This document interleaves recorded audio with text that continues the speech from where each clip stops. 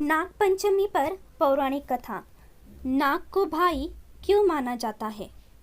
एक नगर में एक रामू सेठ था। उसके 4 पुत्र थे। सभी का विवाह हो चुका था। 3 पुत्र की पत्नियों का मायका बहुत संपन्न था। उन्हें धन धान की कोई कमी ना थी। लेकिन चौथी के परिवार में कोई नहीं था।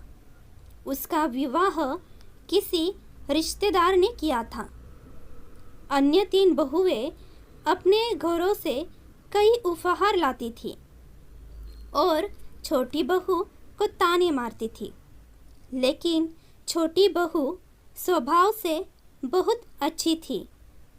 उस पर इन बातों का प्रभाव नहीं पड़ता था। एक दिन बड़ी बहू ने सभी बहुओं को साथ चलकर कुछ पौधे लगाने को कहा। सभी साथ गई और बड़ी बहू ने खुरपी से गड्ढा करने के लिए जैसे ही खुरपी को उठाया, उस वक्त वहाँ एक सर्प आ गया। उसने उसे मारने की सोची। सर्प को देखकर सभी बहुएं डर गई। लेकिन छोटी बहू ने उसे रोक दिया। कहा, दीदी, यह बेजुबान जानवर है, इसे ना मारे। बड़ी बहू ने छोटी बहू की बात मान ली और उसने उस सर्प को जाने दिया। तब सर्प की जान बच गई। कुछ वक्त बाद सर्प छोटी बहू के सपने में आया और उसने उससे कहा, तुमने मेरी जान बचाई, इसलिए तुम जो चाहो मांग लो। तब छोटी बहू ने सर्प को उसका भाई बनने को कहा। सर्प ने छोटी बहू को अपनी बहन स्वीकार किया। इसलिए हर एक बहन सर्प को अपना भाई मानती है। कुछ दिनों बाद सारी बहुएं अपने अपने मायके गई और वापस आकर छोटी बहू को ताना मारने लगी, हमेशा की तरह। तभी छोटी बहू को उस स्वप्न का ख्याल आया और उसने मन ही मन सर्प को याद किया। सर्प को याद करते ही एक दिन वह सर्प मानव रूप धर के छोटी बहू के घर आया और उसने सभी को यकीन दिलाया कि वो छोटी बहू का दूर का भाई है और उसे अपने साथ मायके ले जाने आया है। परिवार वाले ने उसे जाने दिया।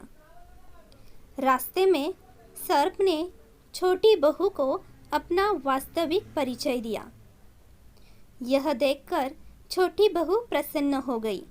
उसे तो यकीन ही नहीं हो रहा था और सर्प उसे शान से घर लेकर गया, जहाँ बहुत धन धान्य था। सर्प ने अपनी बहन का बहुत सा धन देकर, जेवर देकर मायके भेजा, जिसे देख बड़ी बहू जल गई और उसने छोटी बहू के पति को भड़काया और कहा कि छोटी बहू चरित्रहीन है। पति को उनके बातों पर विश्वास आ गया और उनकी बातें सुनकर पति ने छोटी बहू को घर से निकालने का निर्णय लिया और पति ने उसे अपने घर से निकाल भी दिया। तब छोटी बहू ने अपने भाई सर्प को याद किया। सर्प उसी वक्त उसके घर आया और उसने सभी को कहा कि अगर किसी ने मेरी बहन पर आरोप लगाया तो वो सभी को डस लेगा। इससे वास्तविकता सामने आई और इस प्रकार भाई ने अपना फर्ज निभाया।